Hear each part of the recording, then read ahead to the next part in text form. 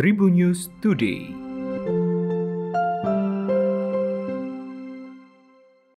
Halo, apa kabar Tribuners? Berjumpa kembali bersama saya Devi Rahma di Tribun News Today.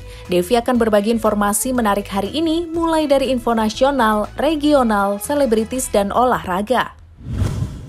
Kementerian Perhubungan melalui Badan Penelitian dan Pengembangan Perhubungan melakukan survei terhadap masyarakat terkait mudik Lebaran 2022. Juru bicara Kemenhub Adhita Irawati mengatakan, dari hasil survei yang dilakukan, potensi masyarakat yang akan melakukan mudik mendekati angka 80 juta orang. Pemerintah sendiri mengizinkan masyarakat untuk melakukan mudik Lebaran tahun 2022 dengan syarat telah mendapatkan vaksin dosis kedua dan booster. Kemudian, Kemenhub akan menindaklanjuti keputusan pemerintah mengenai syarat perjalanan untuk masyarakat yang akan mudik.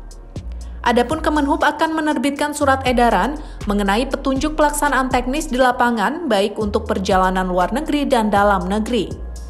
Adanya petunjuk teknis pelaksanaan untuk melakukan pengawasan terkait mekanisme pengawasan terhadap ketentuan syarat perjalanan dan penerapan protokol kesehatan di lapangan. Sebagai informasi, Presiden Joko Widodo dalam pernyataannya telah mengumumkan kebijakan terkait syarat pelaku perjalanan luar negeri dan mudik Idul Fitri 2022, yakni terkait syarat perjalanan luar negeri tidak perlu melakukan karantina, namun tetap harus melakukan tes PCR dan hasil negatif. Bupati Sragen, Kusdinar Untung Yuni Sukawati mempersilakan masyarakat untuk pulang kampung ke Sragen saat Lebaran Idul Fitri nanti. Pemerintah Kabupaten Sragen akan menyiapkan pos penjagaan di beberapa titik seperti di exit tol dan rest area. Pos penjagaan tersebut didirikan untuk memeriksa syarat perjalanan berupa surat vaksin dari setiap pelaku perjalanan. Pos penjagaan rencananya akan didirikan di exit tol Sragen dan exit tol Sragen Timur serta di beberapa rest area. Bagi pemudik yang kedapatan belum divaksin akan disuntik langsung di lokasi. Musisi internasional Justin Bieber bakal menggelar konser di Jakarta. PK Entertainment selaku promotor konser JB menjelaskan mekanisme konser yang bakal digelar pada 3 November mendatang di Stadion Madia Gelora Bung Karno. Termasuk protokol kesehatan yang akan nantinya tak lupa diterapkan, mengingat pandemi COVID-19 masih ada di Indonesia.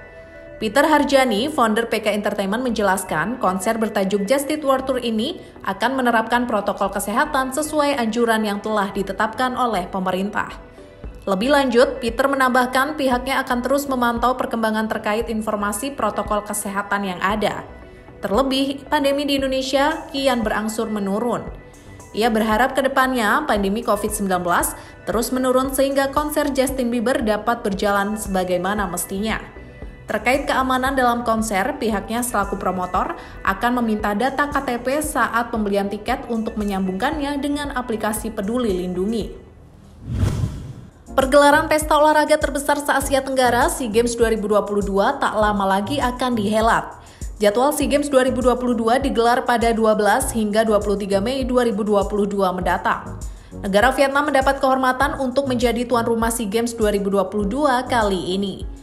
Para kontestan nantinya akan berlomba menjadi yang terbaik lewat kompetisi 40 cabang olahraga berbeda. Cabang-cabang olahraga yang biasa menjadi tumpuan Indonesia juga ikut dipertandingkan. Cabang olahraga tersebut seperti bulu tangkis, pencaksilat hingga wusu akan dipertandingkan. Esport juga akan masuk dalam jajaran cabang olahraga yang dipentaskan di SEA Games Vietnam kali ini. Nantinya akan ada sekitar 256 event olahraga yang terjadi di SEA Games 2022 kali ini. Demikian tadi 4 informasi terupdate hari ini. Jangan lupa untuk terus mendengarkan Tribun News Today hanya di Spotify, Tribun News Podcast, dan YouTube tribunnews.com. Saya Devi Rahma pamit, sampai jumpa. Tribun News Today.